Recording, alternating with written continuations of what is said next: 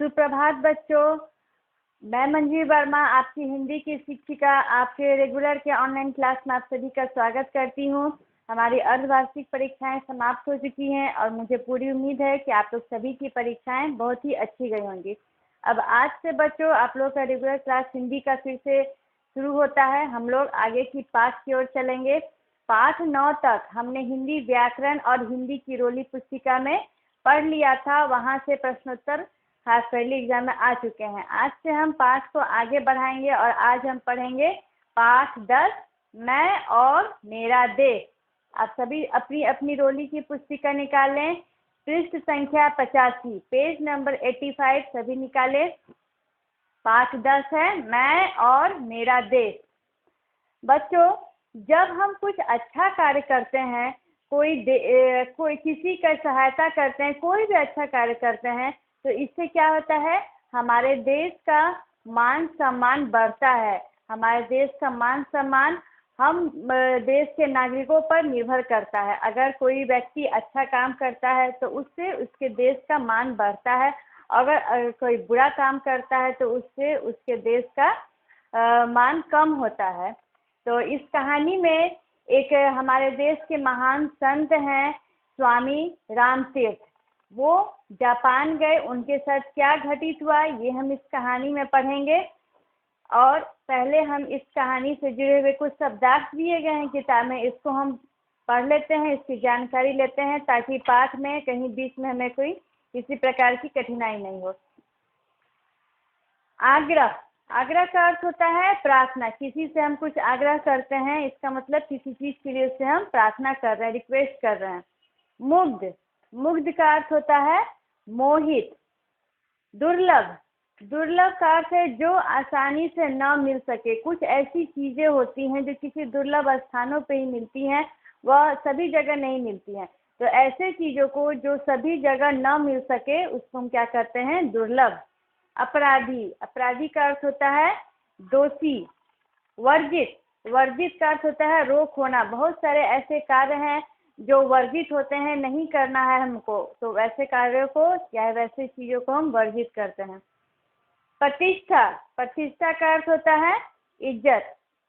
अपशब्द, अपशब्द का अर्थ है गाली गलौज। किसी को बुरा कुछ हम कह दें, किसी को कुछ गाली दे दें, या फिर कोई भी ऐसा शब्द जो हमें नहीं बोलना चाहिए तो उसको हम क्या कहते हैं, अपशब्द। ठेलम ठेल, ठेलम ठेल का अर्थ होता है धक्का मुक्की। अक्सर हम मेलों में या फिर कोई भीड़ वाली जगह पे देखते हैं कि लोगों के बीच धक्का मुक्की हो रही है, तो इसको क्या कहते हैं, ठेलम ठेल। विलंब, विलंब का अर्थ होता है देर। अशिष्ट, अशिष्ट का अर्थ होता है बुरा। किसी से हम बुरा व्यवहार करते हैं तो उसको क्या हम लोग बोलते हैं कि ये अशिष्ट आचरण है, ऐसा नहीं करना चाहिए। तो अशिष्ट का अर्थ होता है बुरा। आचरण, आचरण का अर्थ होता है बर्ताव।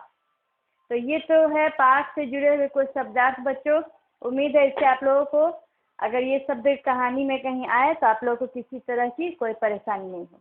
तो चलिए अब हम इस कहानी को पढ़ते हैं और देखते हैं कि स्वामी रामतीर्थ जी के साथ क्या क्या घटित हुआ। हमारे देश भारत के महान संत स्वामी रामतीर्थ एक बार जापान गए। कहाँ गए ये, जापान गए। जापान में वे रेल द्वारा यात्रा कर रहे थे। वो कैसे गए जापान, तो ट्रेन के जरिए गए, रेल यात्रा द्वारा गए, रेल से गए। यात्रा करने एक दिन उन्हें खाने को अच्छे फल नहीं मिले। उन दिनों फल ही उनका भोजन था। उस समय स्वामी जी का भोजन क्या था, फल था, लेकिन उन्हें जापान में अच्छे फल खाने के लिए नहीं मिल रहे थे। गाड़ी एक स्टेशन पे रुकी। जापान जाने के दरमियान गाड़ी जो है एक स्टेशन पे रुकी।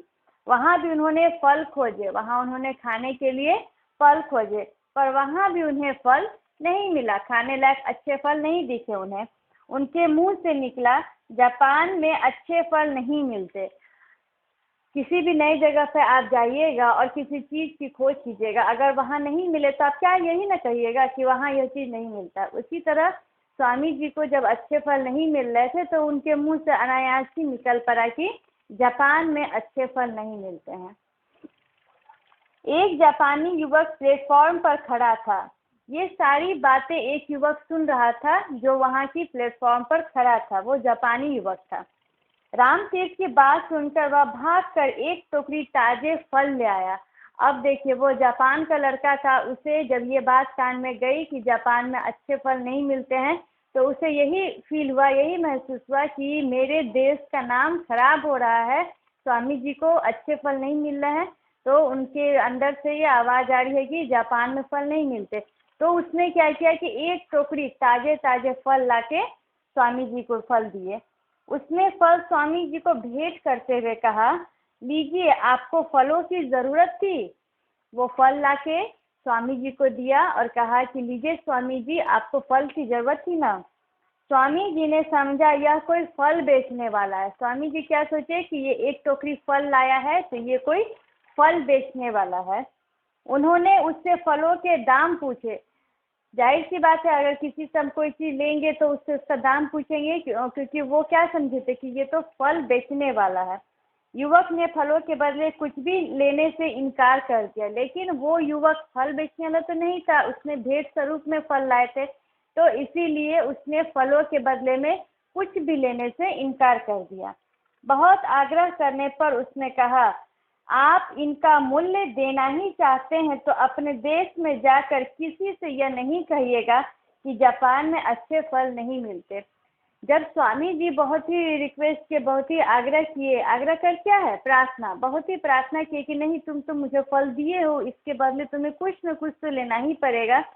तब उस युवक ने क्या कहा कि आप अगर कुछ देना ही चाहते हैं तो इतना कीजिए कि आपको जो यहाँ महसूस हुआ, क्या महसूस हुआ कि जापान में फल अच्छे नहीं मिलते, तो ये बात आप बाहर कहीं भी जाके किसी भी देश में यह बात नहीं कहिएगा कि जापान में अच्छे फल नहीं मिलते। स्वामी रामतीर्थ युवक का उत्तर सुनकर मुग्ध हो गए। मुग्ध का क्या अर्थ है? मोहित। किसी की बात से मुग्ध हो जाना, यानी कि किसी की बात से मोहित हो जाना, उसकी बात से बहुत ही इम्प्रेस होना। तो स्वामी जी उस लड़के की बात सुनकर बहुत ही मोहित हो गए। युवक ने इस छोटे से कार्य से अपने देश का सम्मान बढ़ा दिया।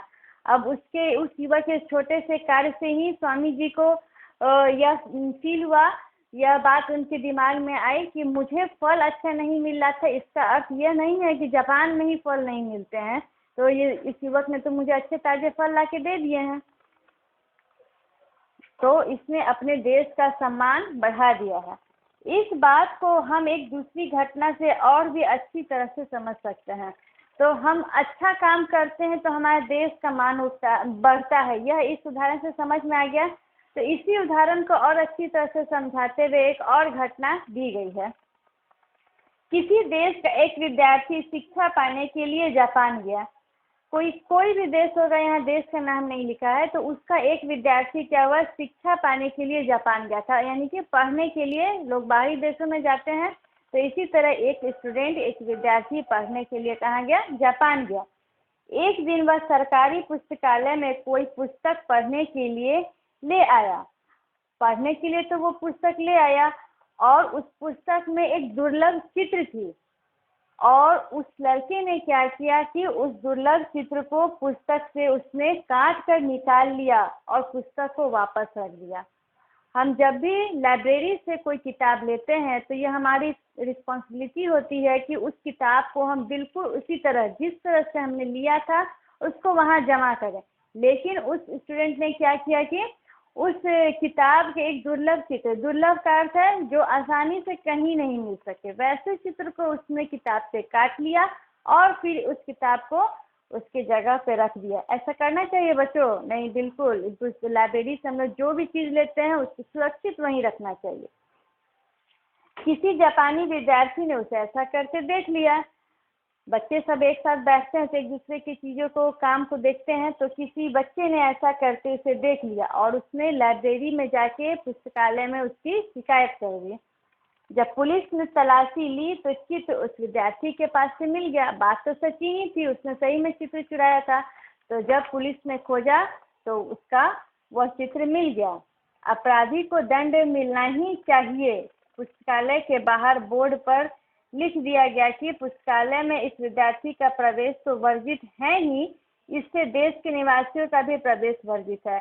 अब उसके इस घटना से उसके देश का सम्मान कितना खराब हुआ कि उस विद्यार्थी का तो उस विद्यालय में, उस पुस्तकालय में प्रवेश बंद हो ही गया, और उसके देश के किसी भी व्यक्ति का इस पुस्तकालय में प्रवेश वर्जित हो गया।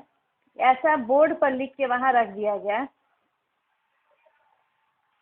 अब उसके कारण उसके देश का कोई भी विद्यार्थी उस पुस्तकालय में नहीं जा सकेगा। तो इससे एक स्टूडेंट के चलते उसके देश के सभी स्टूडेंट का वहाँ पे उस पुस्तकालय में प्रवेश वर्जित हो गया। तो इस तरह से हम देखते हैं कि अच्छे काम से देश का सम्मान बढ़ता है और बुरे काम से हमारे देश का मान सम्मान मिट्टी में मिल जाता है, उसका मान घट जाता है। विद्यार्थी को जापान से निकाल दिया गया था, जहां रामतीर्थ को फल देने वाले युवक ने अपने काम से अपने देश का सिर ऊंचा किया, वहीं दूसरे ने अपने ही काम से देश का मस्तक झुका दिया। अब इससे हम यह समझ लें कि जब कोई बुरा काम है तो हमारे माथे पर ही बुराई का टीका नहीं लगता, बल्कि देश का सिर भी नीचा हो जाता है। हम केवल अपने लिए बुरा नहीं करते हैं, या तो उस बुरे काम से हमारे परिवार का मान सम्मान कम होगा, हमारे समाज का, यहाँ तक कि हमारे देश का भी मान सम्मान कम हो सकता है। यही इस कहानी के द्वारा हमें समझाया गया है बच्चों। नीचे कई अच्छे और बुरे कार्यों के उदाहरण दिए गए हैं, जैसे कि कूड़ा बाहर खुले में फेंकना, अपशब्दों का प्रयोग करना, ये सब क्या है? बुरे कार्य हैं। और अच्छे कार्य क्या है? जैसे कि हमें अपना काम सही समय पे करना चाहिए। बहुत सारे अच्छे काम से हम अपने देश का मान सम्मान बढ़ा सकते हैं। यदि आपका उत्तर इन सभी बुरे काम को करना है या नहीं करना है, ये आप पे डिपेंड करता है। यदि आप अपने देश का मान सम्मान बढ़ाना चाहते हैं तो इन बुरे कामों से आप दूर रहिए। ठीक है बच्चों? तो अब इस पाठ को मैंने समझा दिया, इसके शब्दार्थ को समझा दिया। अगले वीडियो में मैं इसके प्रश्नोत्तर को समझाऊंगी और कुछ गृह कार्य आप लोगों को दूंगी, जो आप लोग सभी करके ग्रुप पे सेंड कीजिएगा। धन्यवाद।